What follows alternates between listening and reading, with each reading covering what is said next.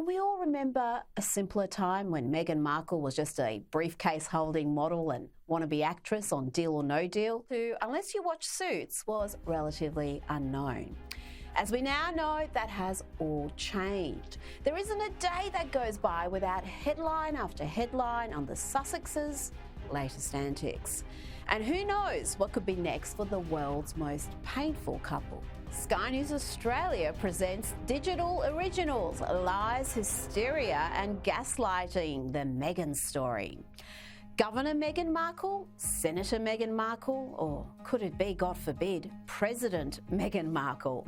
Make no mistake, there is a reason the Sussexes have ended up in California, the state where the untalented and well-connected can make their way into the Democrat Party looking for a political future. If reports are to be believed, Meghan could be looking at a future in politics. I don't know how that's going to work, because I thought Harry and Meghan's biggest gripe with the UK was this is, the press is out to get us. We have an unfair press. We have these hit pieces. They're always pulling out mean tweets.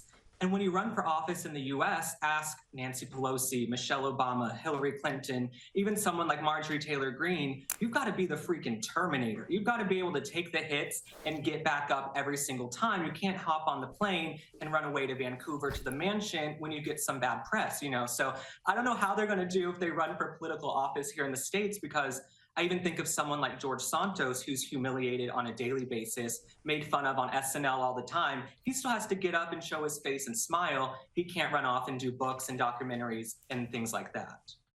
Talk about star power. This is a story that Meghan Markle had been paying Michelle Obama's ex-press secretary for advice, and it gives you some indication about whether she will have political ambitions herself. I mean, that's often been rumoured, whether she saw herself entering the political fray.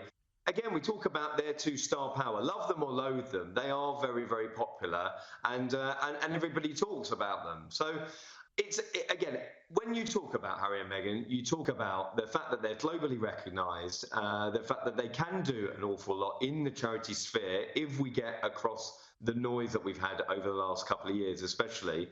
And does Meghan see herself entering US politics? I mean, it's a big, big question. Some people have said it's frankly ridiculous, but I wouldn't bet against her on this point.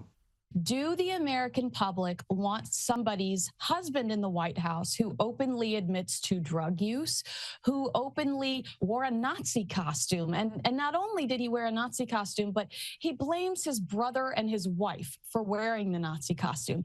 Do they want somebody in the White House that can't keep a secret, that is proven to be so utterly disloyal? I think, that scene you showed, that's actually my favorite scene from the South Park. It's hilarious, but it does give you, Harry should have never gone into details about his private parts, and he shouldn't have gone into details about Williams. It just shows you that this is a really immature couple, and I don't think in any way, shape, or form that the American public would allow her the opportunity to move into the White House. This is a woman who has built her whole brand on lies, hyperbole and gaslighting.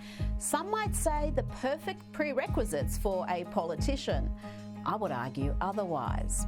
In 2017, during Prince Harry and Meghan Markle's engagement interview on the BBC, the princess-to-be claimed to have not had much understanding of the royals. Because I'm from the States, you don't grow up with the same understanding of the royal family, and so while I now understand very clearly there's a global interest there, I didn't know much about him, and so the only thing that I had asked her when she said she wanted to set us up was, I had one question. I said, well, is he nice? Because if he wasn't kind, it didn't seem like it would make sense. It didn't take long for these claims to be disputed. Meghan's maid of honour at her first wedding responded with this character assessment and fact check. All I can say now is that I think Meghan was calculated, very calculated, in the way she handled people and relationships. She is very strategic in the way she cultivates circles of friends. Once she decides you're not part of her life, she can be very cold. I know the royal family was something she found fascinating. She had one of Princess Diana's books on her bookshelf. And even when she was with Trevor, she told me she wanted to go and stay in London for at least a month. I wasn't shocked or even surprised to hear about Prince Harry. I know she used to love The Princess Diaries, films about a commoner who becomes part of a royal family. She was very taken with that idea. A strong dispute of Meghan's claims from the woman that stood next to her during her first wedding. And the claims were even disputed from Meghan Markle herself, writing in her blog, The Tig, in 2014, "Little girls dream of being princesses. I, for one, was all about She-Ra, Princess of Power." For those of you unfamiliar with the 80s cartoon reference, She-Ra is the twin sister of He-Man and a sword-wielding royal rebel known for her strength. We're definitely not talking about Cinderella here. Grown women seem to retain this childhood fantasy. Just look at the pomp and circumstance surrounding the royal wedding and endless conversation about Princess Kate. That to me sounds like she was in fact familiar with the royals. For someone unfamiliar with the royals, the wedding was pomp and ceremony on steroids with added Hollywood A-list. The guest list included celebrities like George and Amal Clooney, who it was later reported didn't even know the happy couple.